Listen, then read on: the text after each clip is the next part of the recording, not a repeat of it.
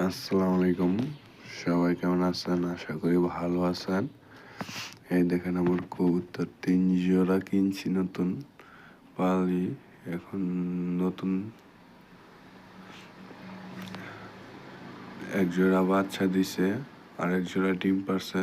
ডিম দেয় না। আর এক জোড়ায় বাচ্চা দিছে, দেখি কয়টা বাচ্চা দিছে।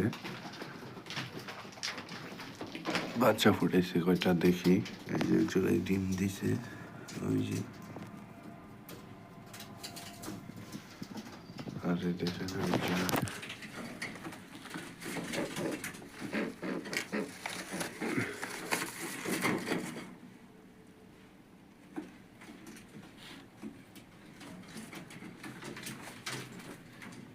এই যে ডিম একটা বাচ্চা দিছে।